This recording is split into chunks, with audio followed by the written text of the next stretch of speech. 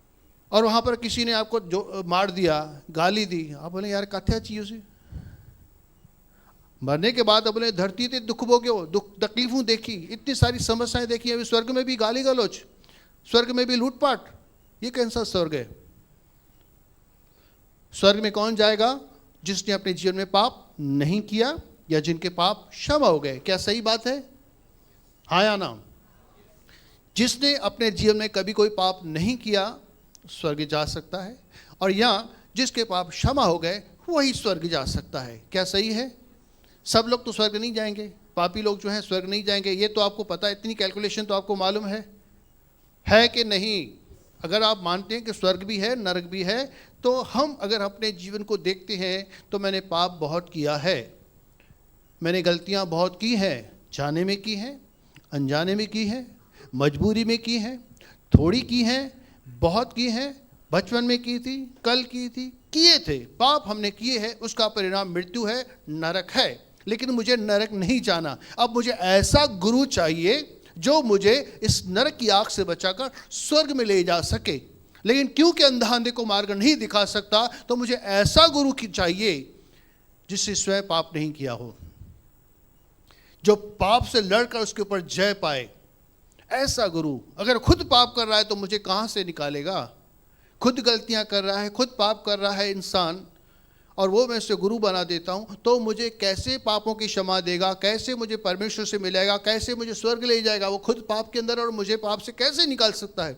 तो जिस यीशु की हम आज बात कर रहे हैं, 5 मिनट लेता हूं, जिस यीशु मसीह की बात करते हैं, क्या वो निष्पाप था या है?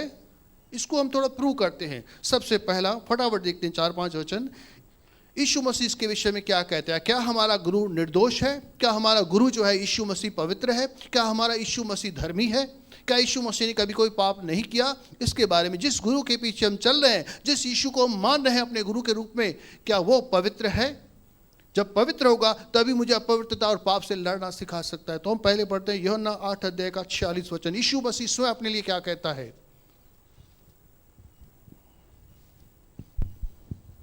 तुम में से कौन मुझे पापी ठहराता है? चैलेंज है, कोई ऐसा चैलेंज नहीं कर पाएगा। यीशु मसीह डायरेक्ट सारी दुनिया से चैलेंज करता है, तुम में से कौन व्यक्ति है जो मुझे पापी सिद्ध कर सकता है? यीशु मसीह स्वयं कहता है, चैलेंज करता है, तुम में से कौन व्यक्ति है जो मुझे पापी सिद्ध कर सकता है? मेरे अंदर फॉल्ट ढूंढ सकता है, मेरे अंदर दोष ढूंढ सकता है कि मैंने कोई गलत किया या पाप किया या बुरा किया? कौन है? कौन बोल सकता है? चलिए देखते हैं। क्यों यीशु मसीह को मारा गया? किसने पकड़वाया? हम उनकी ये भी टेस्टिमनी सुनते हैं। जिसने पकड़वाया, जरूर यीशु मसीह के अंदर कुछ तो देखा होगा ना, तभी तो यीशु मसीह को पकड़वाया ना। यहूदा इस्करियोती जिसने यीशु मसीह को पकड़वाया, मालूम है ना?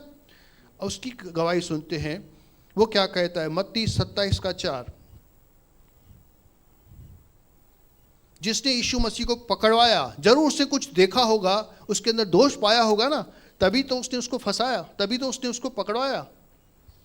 और कहा, मैंने निर्दोषी को गाद के लिए। ये यहूदा इस्करियोती महायाजकों के सामने बोल रहा है कि मैंने जो यीशु मसीह को पकड़वा कर पैसा लिया है ना, अब ये पैसा वापस लो। अब क्या? और कहा, मैंने निर्दोषी को गाद के लिए पकड़वा कर पाप किया है। ये देखिए क्या कह रहा है। जिसने पकड़वाया यीशु मसीह को, वो खुद कह रहा है कि मैंने निर्दोष व्यक्ति को पकड़वाया है, मैंने गलत किया है, मैंने पाप किया है, लालच में आ गया था और एक निर्दोष व्यक्ति को मैंने पकड़वाया है। वो क्या दे रहा है? कौन सी स्टैम्प लगा रहा है? कौन सी टेस्टिमनी दे रहा है यीशु मसीह के लिए? यीशु मसीह निर्दोष है। वो चुपचाप बैठ सकता था, पैसा लेकर ऐश कर सकता था, नहीं, लेकिन उसने स्टेटमेंट दी है, टेस्टिमनी दी है। और जिसने उसका न्याय किया, पिलातुस, लूका 23 अध्याय का 4 वचन, जिसने उसका न्याय किया, क्रूस पर चढ़ाने के लिए जिसने न्याय किया, उसको तो पता, वो जज समझो कहा जाए, उस समय का गवर्नर था या जज कहा हूं, उसने उसके ऊपर, चलो ठीक है इसको क्रूस पर चढ़ा दो, इसको कोड़े लगाओ। जिसने उसका न्याय किया उस समय में, उसकी टेस्टिमनी सुनते हैं। उसने तो कुछ पाया होगा ना, उसने तो कुछ दोष पाया होगा यीशु मसीह के अंदर। तब पिलातुस ने महायाजकों और लोगों से कहा, मैं इस मनुष्य में कुछ दोष नहीं पाता। यीशु मसीह के लिए कह रहा है, मैं इसके अंदर कोई दोष नहीं पाता। जिसने न्याय किया, उसको क्रूस पर चढ़ने के लिए कहा, लेकिन वो खुद कह रहा है, एक नहीं दो कई बार उसने कहा है, बार बार कह रहा है कि भाई मैंने कोई उसके अंदर फॉल्ट पाया ही नहीं, इसके अंदर मृत्यु दंड के योग्य कोई ऐसा बात ही नहीं कि मैं इसको चढ़ाऊं। आगे पढ़ते हैं 23 का ही 13, 14, 15। पिलातुस ने महायाजकों और सरदारों और लोगों को बुलाकर उनसे कहा, तुम इस मनुष्य को लोगों का बहकाने वाला ठहराकर मेरे पास लाए हो, और देखो मैंने तुम्हारे सामने उसकी जांच की, पर जिन बातों का तुम उस पर दोष लगाते हो उन बातों के विषय में मैंने उसमें कुछ भी दोष नहीं पाया है। ये अपनी स्टेटमेंट पिलातुस ने दी। चलिए, अभी राजा है वहां का हेरोदेस। न हेरोदेस ने, क्योंकि उसके बाद ने उसके हेरोदेस, पिलातुस ने उसको छोड़ देने का प्रयास किया, लेकिन उसके बाद हेरोदेस वहां का राजा था, उसके पास भेज दिया, चलो तुम न्याय करो जाके। हेरोदेस ने भी उसके न्याय की, लेकिन उसके अंदर कोई फॉल्ट, वही बात लिख रहा है कि हेरोदेस राजा ने भी जब उसकी जांच की, पड़ताल की, उसके अंदर कोई दोष, कोई पाप, कोई गलती नहीं पाई, और उसने हमारे पास लौटा दिया, उसको दंड नहीं दिया। पढ़िए। न हेरोदेस ने, क्योंकि उसने उसे हमारे पास लौटा दिया है, और देखो उससे ऐसा कुछ नहीं हुआ कि वह मृत्यु के दंड के योग्य ठहराया जाए। हेरोदेस ने भी चिट्ठी दे दी, क्लीन चिट्ठी की, इसके अंदर कोई दोष नहीं है। अब जो अपराधी लोग होते हैं, दोषी लोग होते हैं, चोर उचक्के रहते हैं, उनको पता रहता है कौन कहाँ किस पानी में है। 2 चोर थे, उनमें से एक चोर की गवाही सुनिए। लूका 23 अध्याय का ही 41 वचन। एक चोर है, उसको तो सब पता होगा यीशु मसीह के बारे में। जो कुकर्मी लटकाए गए थे उनमें से एक ने उसकी निंदा करके कहा, क्या तू मसीह नहीं? तो फिर अपने आप को और हमें बचा। इस पर दूसरे ने उसे डांटकर कहा, क्या तू परमेश्वर से भी नहीं डरता? तू भी तो वही दंड पा रहा है, और हम तो न्याय अनुसार दंड पा रहे हैं, क्योंकि हम अपने कामों का ठीक फल पा रहे हैं, पर इसने कोई अनुचित काम नहीं किया। चोर है, क्रूस पर मर रहा है, वो कह रहा है कि हमने पाप किया, गलत किया, चोरी की, बेईमानी की, हमें जो दंड मिल रहा है वो सही है, न्याय के अनुसार हमारा जो न्याय हो रहा है वो सही है कि हमें दंड मिल रहा है। लेकिन इसने कोई न्याय नहीं किया, मतलब इसने कोई पाप ही नहीं किया, इसने कोई दोष ही नहीं है, इसने कोई क्राइम किया ही नहीं है, इसे तो इसके साथ तो अन्याय हो रहा है, ये निर्दोष है। चोर कह रहा है। जो सब चोर जो हैं, जो एक दूसरे को सब पहचानते हैं, गलत काम करने वाले एक दूसरे को जानते हैं कौन कितने पानी में है, लेकिन चोर मरते समय ये गवाही दे रहा है, ये निर्दोष है। पहला पत्रस क्या कहता है, उसका चेला, पहला पत्रस 2, 22 और 23। ये हमेशा उसके साथ रहता था। चेला जो है ना, गुरु के साथ हमेशा हमेशा साथ रहता था, जहाँ जहाँ यीशु जाता उसके साथ जाता, उसकी हर एक बात। जो सत्संग सुनने वाले तो 2-1 घंटा सत्संग सुनते थे, लेकिन 24 घंटा पत्रस जो है यीशु के साथ था। इसको तो सब कुछ पता होगा, इसको तो सब कुछ पता कि अंदर से क्या है। बाहर सत्संग में तो एक बात है, अंदर सत्संग के अंदर क्या कर रहा है यीशु मसीह, इसे तो पता ही होगा। अब ये क्या गवाही दे रहा है पत्रस? न तो उसने पाप किया और न उसके मुंह से छल की कोई बात निकली।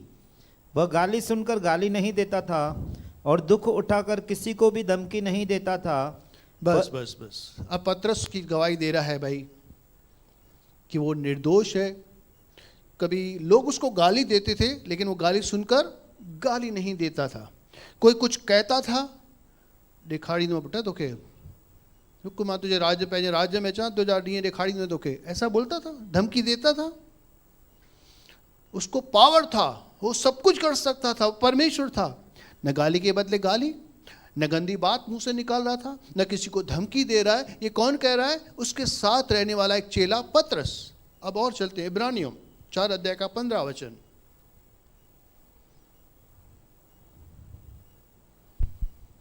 क्योंकि हमारा ऐसा महायाजक नहीं जो हमारी निर्बलताओं में हमारे साथ दुखी न हो सके, वरन वह सब बातों में हमारी नाई परखा तो गया, तो भी निष्पाप निकला।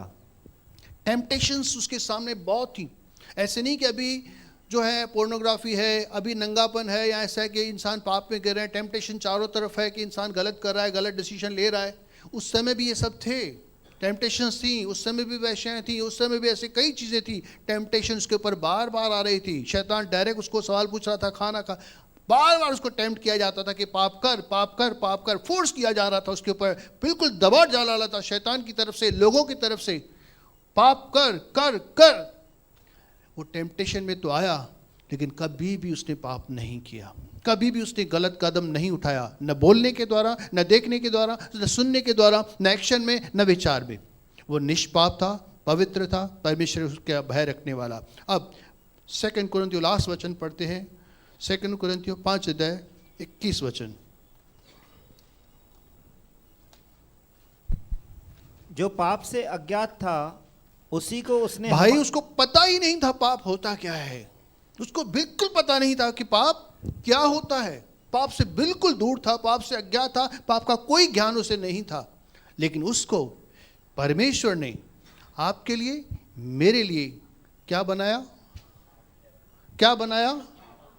नहीं, आप बोलिए, क्या बनाया? नहीं सुनाई दे रहा है। क्या बनाया? पापी बनाया। क्या बनाया? पाप के पापी?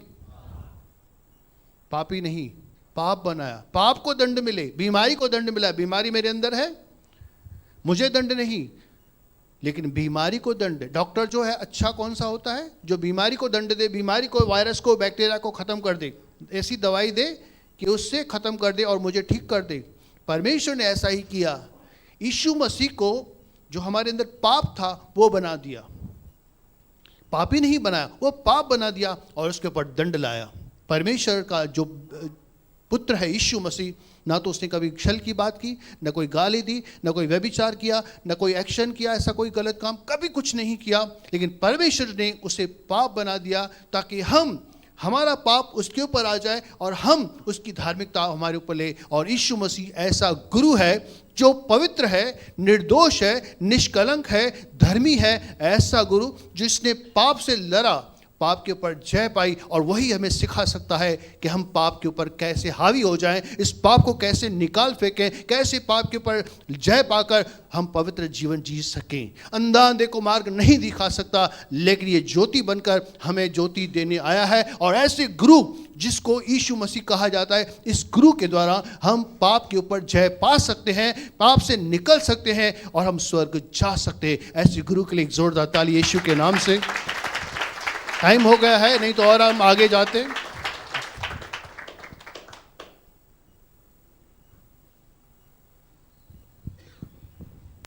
हालेलुया, परमेश्वर के नाम की महिमा हो। चलिए, प्रार्थना सत्र में आगे बढ़ने से पहले मैं चंद अनाउंसमेंट कर देता हूँ। आज 23 तारीख है, 23 दिसंबर, और परसों 25 दिसंबर का दिन है, और 26 दिसंबर का यानी गुरुवार और शुक्रवार हम दोनों दिन कलीसिया के अंदर क्रिसमस का प्रोग्राम मनाने जा रहे हैं। शाम 6 बजे से लेके ये प्रोग्राम चालू होगा, लगभग 9:30-10 बज सकते हैं। तो आप घर के अंदर पूरी तैयारी के साथ आइए, बोलकर आइए घर परिवार के प्रियजनों को जो आपके बड़े हैं, और समय पर आइए और आकर बच्चों का भी प्रोत्साहन बढ़ाइए। बच्चों ने बहुत सारी तैयारी की है, बहुत लगन और मेहनत के साथ, बेचारे दिन रात, सुबह शाम रात एक करके आगे बढ़ रहे हैं। तो उसे प्रोत्साहित करने के लिए समय पर आइए और उन्हें क्या कीजिए, प्रार्थना के अंदर भी रहिए कि सब कार्यक्रम जो हो दोनों दिन के अच्छे से बीते। 25 और 26 गुरुवार और शुक्रवार शाम 6 बजे से दोनों दिन का प्रोग्राम चालू होगा। मैं आप सबको आमंत्रित करता हूं, और जिनको आप पहचानते हैं आप उन्हें भी ला सकते हैं। और आने वाले 28 तारीख रविवार को हम प्रभु भोज की विधि के अंदर भी सम्मिलित होने जा रहे हैं, जो इस साल का 2025 का आखिरी प्रभु भोज होगा। ठीक है, और मैंने रविवार के दिन एक अनाउंसमेंट की थी बाइबल क्विज के विषय में। ठीक है, लेकिन थोड़ी अदली बदली करते हैं। ठीक है, हम लोग 28 तारीख जिस दिन प्रभु भोज है, जो रविवार का दिन होगा, हम उसी दिन बाइबल क्विज की रिजल्ट डिक्लेयर करेंगे, और जिन्हें सर्टिफिकेट्स अलॉट करने हैं हम 28 तारीख को ही अलॉट करेंगे, हम मंगलवार को नहीं करेंगे। तो मैं अपनी इस गलती को भी मान लेता हूँ कि मैंने वो किया, लेकिन हमने थोड़ी चेंजेस की है। गलती नहीं कहूँगा, लेकिन हमने थोड़ी चेंज की है। ठीक है, 25, 26, 28 बाइबल क्विज भी है, प्रभु भोज भी 28 तारीख को। ठीक है, चलिए आंखें बंद करते हैं और हम अपने गुरु की ओर देखते हैं। वह गुरु जो हमें विश्वास देता है, और वही गुरु जो हमारे विश्वास को अंजाम तक ले आता है, जो कहता है मार्ग मैं हूँ, सत्य मैं हूँ, जीवन भी मैं हूँ, बिना मेरे द्वारा कोई पिता के पास नहीं जा सकता। और धरती पर पाप क्षमा करने का अधिकार मुझे है। और यीशु मसीह ने उस पाप की दीवार को तोड़ा और अपने लहू के द्वारा हमारा परमेश्वर के साथ फिर से मेल मिलाप किया। आदम के पाप के कारण हम परमेश्वर के जीवन से, परमेश्वर की सहभागिता से अलग हो जाए गए थे, उसकी संगति से अलग हो गए थे। लेकिन मसीह यीशु के लहू के द्वारा हमारा फिर से परमेश्वर के साथ मेल मिलाप हुआ है, संगति हुई है, सहभागिता मिली है। अब हम उसे पिता और अब्बा कह सकते हैं क्योंकि वह हमारा पिता है। और मसीह यीशु के नाम पर विश्वास करने के द्वारा हमारे सारे पाप भी माफ़ हुए हैं। जो कोई मान लेता है कि यीशु प्रभु है, अपने सब पाप गुनाहों को मानकर क्षमा भी मांग लेता है, वह विश्वास योग्य है, धर्मी है। और मसीह यीशु का लहू हम सबको धोकर सारे पाप गुनाहों से शुद्ध करता है और हमारा फिर से रिश्ता परमेश्वर के साथ बना लेता है। तो आज हम दुआ करते हैं उस गुरु के लिए जिसने हमारे लिए पाप बनकर, शापित बनकर हमें आज़ाद किया हुआ है पाप की गुलामी से। पाप जो हमारा स्वामी था उसकी स्वामित्व से हमें आज़ाद किया है। हम धन्यवाद करते हैं पिता परमेश्वर मसीह यीशु के महान और सामर्थी नाम से आपका हम दिल से धन्यवाद करते हैं, आपके उस पुत्र के लिए जिसे इस संसार के अंदर आज से 2000 साल पहले भेजा, जो कुंवारी कन्या से जन्मा और हर बात के अंदर परखा गया, फिर भी निर्दोष निकला, निष्कलंक निकला और उसके जीवन के अंदर कोई भी पाप पाया न गया क्योंकि वह पवित्र आत्मा के द्वारा पैदा हुआ था। और हम दुआ करते हैं उस मसीह यीशु के नाम से जो हमारे लिए पाप बना और हमारे पाप के सजा से अपने देह पर उठाई और पाप के कारण जो सजा थी मृत्यु, उसने अपनी हमारी मृत्यु को अपने गले लगाकर मरा और हमारे ही लिए मौत को पराजित करके न केवल हमें मृत्यु के बंधनों से आज़ाद किया, लेकिन मृत्यु के कारण जो हम पर प्रभुता करने वाला था पाप अर्थात शैतान, यह व्यवस्था, उन सब को हमारे लिए खारिज करके हमें उसके शिकंजे से आज़ाद किया।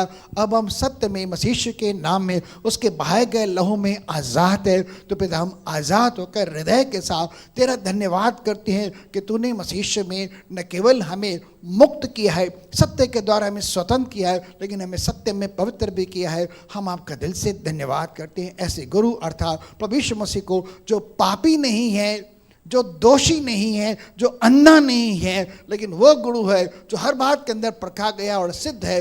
वो हमें सिद्धता के और धर्म के रास्ते पर ले चलता है। हम दुआ करते हैं मसीह यीशु की नेतृत्व और अगुवाई के अंदर हमें चलाते हुए प्रभु सराह पर ले चल जहाँ हमें अनंत जीवन मिलता है। और हम अनंत जीवन को पाने के लिए बिल्कुल भी प्रार्थना करते हैं। पाप की सज़ा मौत है और वह मौत तूने हम अपने पुत्र पर डालकर हमें मृत्यु के बंधनों से तो आज़ाद किया, लेकिन आज अनंत काल के जीवन से हमें आशीषित कर और हमारे जीवनों को उस अनंत काल के जीवन के द्वारा आशीषित करने के साथ साथ हमारे मनों को भी शांति से भर दे, ताकि हमारे अंदर मौत का डर, अंधकार का डर, शैतान का डर पूरी तरह से निकल जाए और हम स्वतंत्र होकर स्वतंत्र इच्छा से प्रभु तेरी महिमा कर पाए, तेरा धन्यवाद कर पाए, तेरी स्तुति आराधना कर पाए, औरों को भी जता सके, बता सके हमारा गुरु सत्य में पवित्र है। प्रभु हम सब बातों के लिए तेरा दिल से धन्यवाद करते हैं, सारा आदर और महिमा तुझे देते हैं और हम विश्वास करते हैं कि शीघ्र प्रभु यीशु मसीह हमें बादलों पर लेने के लिए आने वाला है। हम बड़ी गहन इच्छा के साथ यीशु मसीह के आने की बात जो रहे, हम दुआ करते हैं कि पिता जैसे ढाकुर ने कहा कि जब तू आए अपनी महिमा में, अपने राज्य में मेरी सुधि लेना, वैसे ही हम भी प्रार्थना करते हैं कि हे प्रभु यीशु जब आप बादलों पर आए प्रभु हम सब की सुधि लेना, हम सबको याद करना, क्योंकि हमने विश्वास किया आप जीवित परमेश्वर के पुत्र हैं और हमें तेरे लहू में पवित्र ठहराकर हम ईश्वर के स्थानों के अंदर ले जाओ। आपका दिल से धन्यवाद कि आपने हमारी तमाम विनती प्रार्थनाओं को सुना, प्रभु यीशु मसीह के सामर्थी नाम से आमीन। पिता परमेश्वर का प्रेम, प्रभु यीशु मसीह का अनुग्रह और पवित्र आत्मा की सहभागिता अब से लेकर सर्वदा तक, जब तक मसीह यीशु बादलों पर आए, हम सब के साथ बनी रहे और बढ़ती रहे। सारे भाई बहन बोलेंगे बोल प्रभु यीशु मसीह की। परमेश्वर आप सबको आशीष करे, अनुग्रह शांति से भरे। भाई लोग भाइयों से, बहनें बहनों से हाथ मिलाकर प्रेज़ लॉर्ड कर सकता है।